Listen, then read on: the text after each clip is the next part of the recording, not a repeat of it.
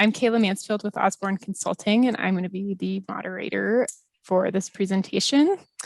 We have Carly Greyell with us from King County, and she is going to be presenting on King County's Water Quality Benefits Evaluation Toolkit.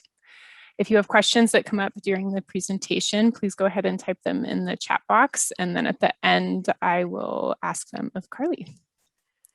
And I'll pass it over to you. Thanks.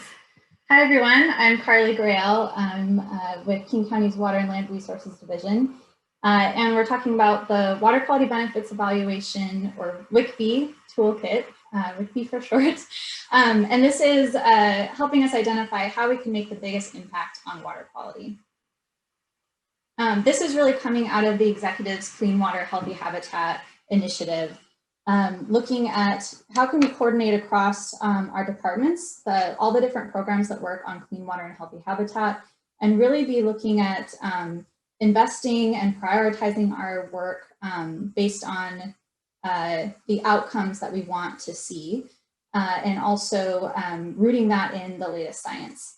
And so this toolkit was basically, we're developing it to help fill in some of the gaps that would be needed to support decision makers in prioritizing in that way, focusing on investment outcomes and using the latest science. So the toolkit has kind of three major tools to it. And the first is helping us answer the question, where are pollutants coming from? So there's a pollutant loading modeling portion of the toolkit that I'll talk about a little bit. There's also helping us answer the question, how can we cost effectively reduce pollutants and manage stormwater volumes? So this is helping us think about how can we create a really cost-effective program for stormwater management. And then what would improve outcomes for people, salmon, and orca? So if we're really wanting to make decisions based on outcomes, we need to get pretty specific about what it is that's keeping us from desired outcomes for people interacting with water through harvesting shellfish, swimming, or eating fish. And then also for aquatic animals, particularly those that are threatened and endangered. So we're looking at southern resident orcas and Chinook salmon for this portion of the toolkit. And so each of these pieces can be used on their own to help answer those questions, or you can pull them all together to support decision makers. And when you do that, it's providing information that could compare projects and programs by how well they reduce pollutants, but also protect people, salmon, and orca. And so this table here is a proof of concept example of the type of information the toolkit can provide.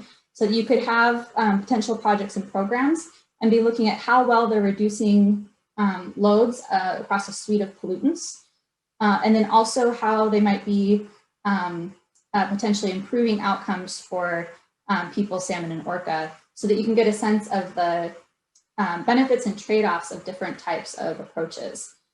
Now, this isn't the only type of information that would be used to make decisions about investments. So it's not a toolkit that's going to make a decision for you, but it's providing some of the information that would go along with other factors like equity and social justice, financial implications, sustainability, and others that would ultimately be used by decision makers to support prioritizing our different investments. So to set the stage of kind of where we are in the timeline for this project, we've done our first cut of model development over this last year, and then worked on a few proof of concept evaluations to help us see how the tool is working. There are things we want to improve, just early information about what the toolkit tells us. And then now we're in the midst of working on some model refinements and also starting our technical review process. So we have a few technical folks externally that we're looking for more focused third-party review, but we're also going to be starting a process that opens up all our materials really broadly so that we can get input from other folks that might be interested in this tool and how it gets used. So I'm going to talk a little bit more about that later, of how you could get involved if you're interested in that. But ultimately what we're working towards is a toolkit that can be used by our different programs to help them evaluate the water quality benefits of different actions. In the near term, we're supporting our Clean Water Plan, which is our wastewater strategic planning effort that includes some stormwater, some wastewater programs. One of the main ways we're supporting is helping tie those different potential strategies of investments to outcomes that could be achieved for people, salmon, and orca. Again, that's going to be one piece of how they're looking at their strategies. We're also supporting the stormwater investment plan for King County, that particularly a portion of that of the retrofit prioritization framework. And then in the future, we're going to be supporting our CSO program as well. So the first tool that I talked about was pollutant loading models. The main portion of this is a watershed model using LSPC, which is loading simulation program in C++. What I'm showing here is the study area, so all the areas that we're including in this model. So pretty much all King County, following watershed lines. And then the pollutants that we're modeling are solids, some metals, nutrients, fecal coliform, and then a suite of organic pollutants, PAHs, PCBs, PBDEs, and 1-phthalate. And the way this model works is we take rainfall data, so rain gauges across the county, supplemented with some modeled rainfall that's telling us how is water falling across the landscape over time. And then looking at the landscape itself and what are the factors that are going to affect how that water moves over the landscape or gets absorbed and so forth. So land cover, slope, soil type, all our GIS layers that can be combined to help us think about what becomes surface runoff so that we get a dynamic hydrologic model across the watershed. And then we add on to that pollutants that can be generated on different by different land uses. So using a variety of data, but a main portion is the phase 1 permittee sampling that went on a few years ago to help us apply a pollutant concentration to certain land uses to ultimately get the pollutant loading, dynamic pollutant loading across the watershed. So this model can help us look at where we might have more pollutant loads across the watershed, but it can also be tied to the second tool that I wanted to talk about. So this is sustained modeling, and these are optimization models that are identifying cost-effective combinations of stormwater BMPs by calculating the cost and pollutant reduction performance of thousands of different combinations. And this one I'm going to dive into deeper because I think it would be of a special interest to folks on this call. So the way we do this is first you characterize the BMPs that you want to include in the model. So we want to tell the model what is the design of one unit in this example, bioretention. So what's the soil media that we're using? What's the depth of that media treatment, the ponding depth?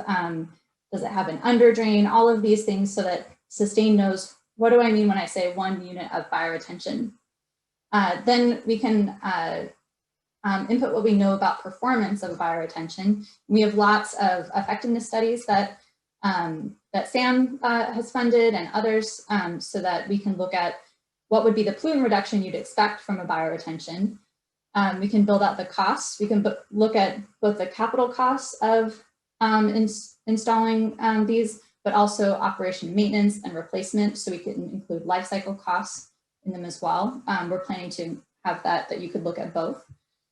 And then also implementation considerations. So what is where can these go? What land use would they be applied to? Are there certain slopes that aren't going to work, or soil types where you need an underdrain or you don't? So all of that information goes into the tool to define 1 unit for each of the BMPs that are an option for Sustain to be selecting. Then you want to characterize what the scenario is that you want to model. What do you want to test the cost effectiveness of? So we've been kind of describing these as different programs. And you would want to tell Sustain what are the BMPs you want to include in that program. So what is it? What are the options it can choose from? What are the participation or feasibility constraints? So we have one program that would require participation from landowners. And so we may tell Sustain that of all the opportunity that you might think is there based on the land use and slope and all of that, cut that to only 20% because we know that not everyone's going to participate. So you can get a more realistic sense of what that program, how it might actually get implemented.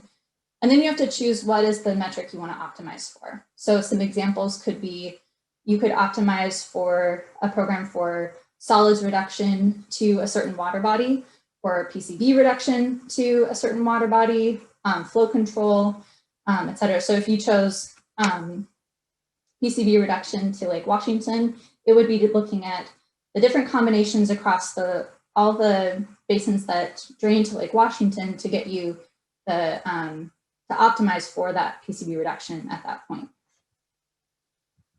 Some of the proof of concept programs that we are have been building into the model is a GSI incentive program. So looking at GSI BMPs on residential and commercial land use on private property. Also looking at a roadway stormwater treatment program. So this is looking at retrofits in the right-of-way and a mix of green and gray BMP opportunities. And then a regional stormwater facilities program that is kind of modeled off of the Manchester stormwater, large regional facility for stormwater treatment. So these are regional vegetated media filtration facilities and looking at opportunities for those across the county as the proof of concept. And so for each of these, what Sustain does is it's trying out all those different combinations of BMPs across the watershed using that pollutant loading model. And this is an example of what that can look like.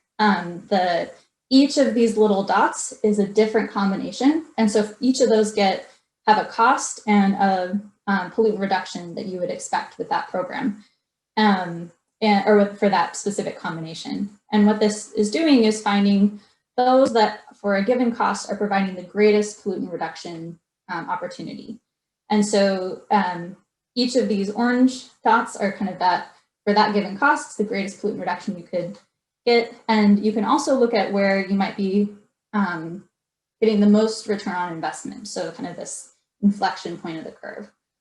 And so if you were to select one of these points, you could then get a readout of basically what is represented by that point. How many rain gardens in each catchment, how many permeable pavement units and so forth would ultimately add up to give you this particular cost and pollutant reduction. So kind of some of the specific questions you can help answer with this is you could roll it up to look at priority basins based on that cost-effective pollutant reduction or flow control. So this is an example that if we, let's say, optimized that GSI incentive program for PCB reduction in Lake Washington, it's telling you of all the catchments where you would have, for that particular package we selected off the cost effectiveness curve, which basins would you want to be putting the most BMPs, one way to look at it. You can also, thinking back to that curve, what is the estimated cost to reach a particular performance target? So if we want to hit 10% reduction, what do we think is the cost of that program that would give you that reduction? You can also, like I said, look at the types of BMPs that would be most cost effective and where you would implement them. So there's a lot of information you can take away from a single run of the Sustain model. So you can answer lots of different questions with it. So switching gears a little bit, if you can hold on with me, is the third set of tools are, we call the causal models. And that's helping us tie the different actions we would take to the outcomes we might expect for people, salmon, and orca. So I'm not going to go into detail on this, but if you're interested, I'm going to share an opportunity that you can learn more about it. But basically, it's helping us get pretty specific about how reducing fecal pathogens at beaches phosphorus at sensitive lakes might influence swimming beaches or shellfish harvesting, how reducing PCBs could support edible fish, and so forth. So that when you have a particular program you might want to look at the effectiveness of, you can use these models to help you tie it back to the potential outcomes you might get. So that's a summary of the 3 types of tools that are part of this toolkit. And like I said, those can be used individually or together. And we are looking to share out in more detail about what each of these have a lot of information that goes into them. And so we'd love to share more about that, get people's feedback. So we're going to do a series of webinars starting probably the first week of May. We're going to be sending out invitations soon.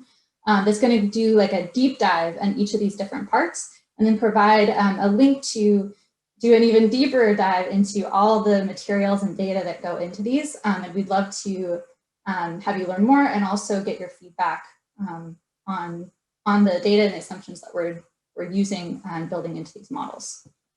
So I have a link here that I'll put in the chat once we start the Q&A.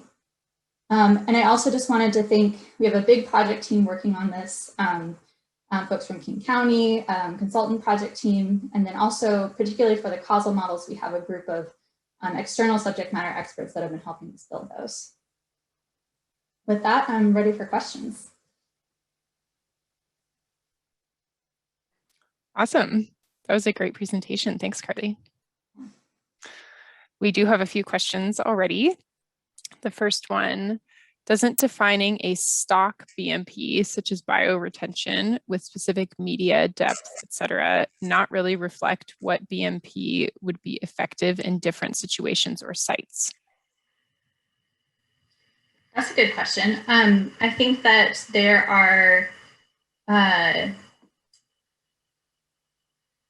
you do have to, it kind of depends on the question you want to ask. So if you wanted to ask what would be the most, I think that the main answer is that this is a planning tool. So we're trying to get not the exact implementation of what you might change the design somewhat when you actually go to install a BMP in a certain place when you know more about that site. But this is trying to help us estimate at a broad level what might be possible with that type of program. So you definitely lose out on some of the specificity that you'd want when you ultimately go to implement, but we think it's a useful tool in that.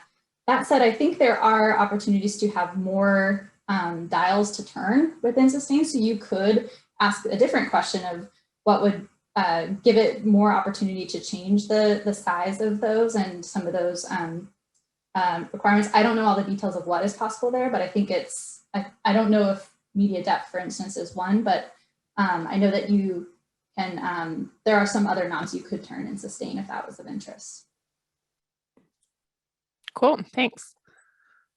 Okay, the next question, aren't larger facilities always going to score higher?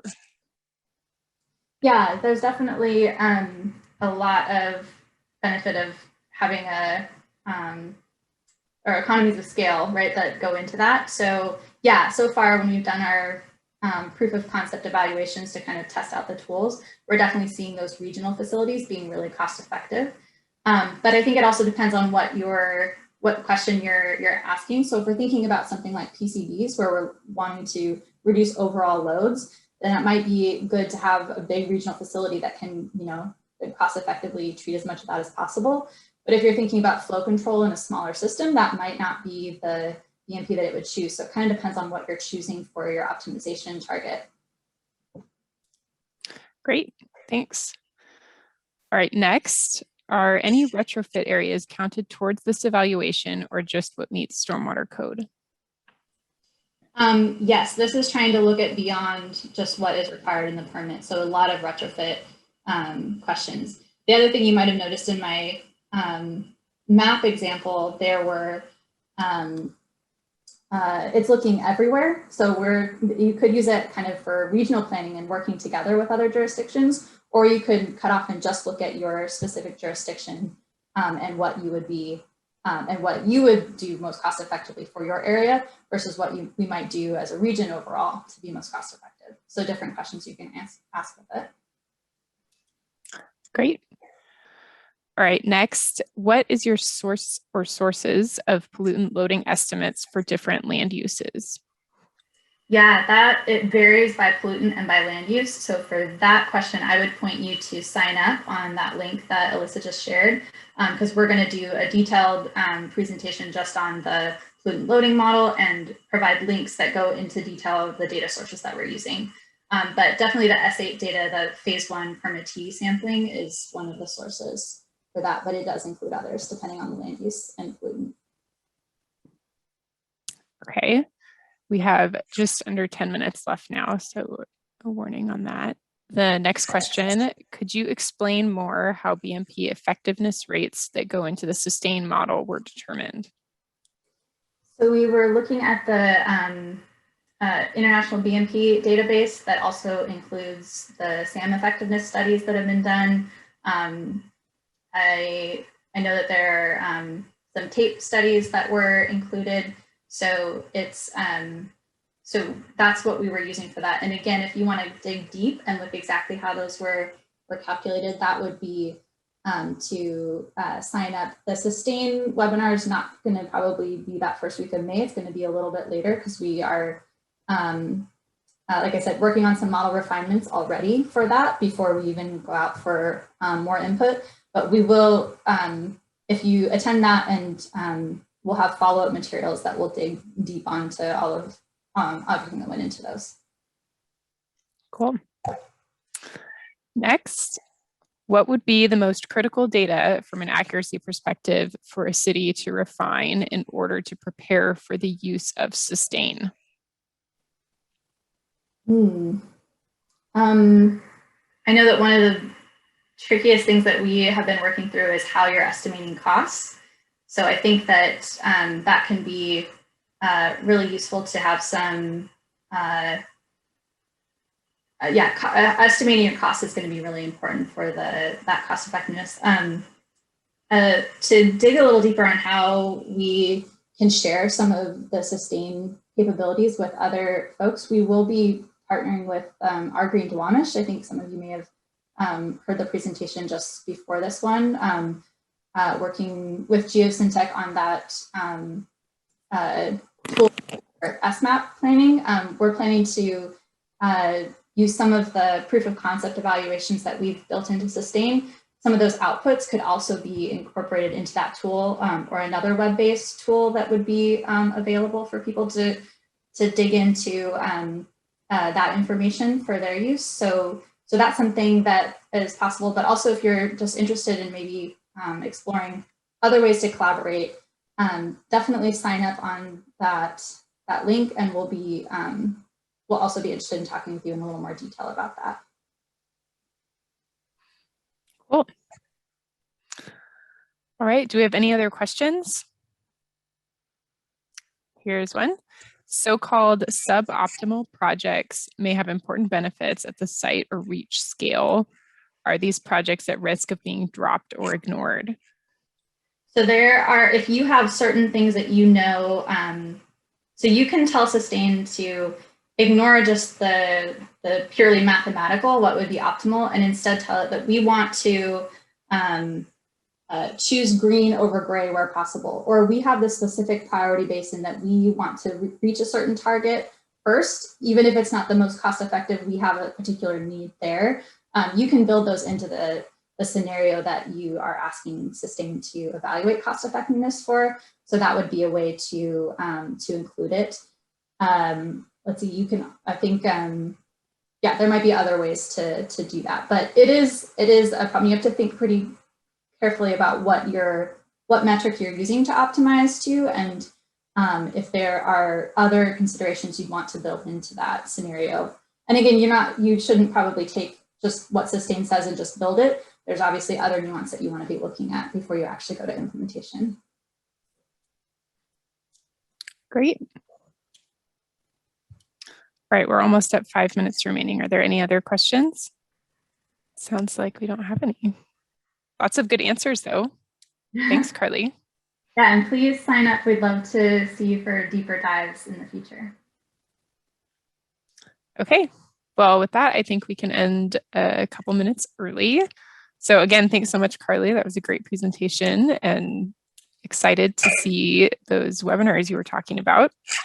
If you have any other questions after this presentation, you can get in touch with Carly. Her information can be found in the Municon program. Great. Thanks, everyone. Thank you.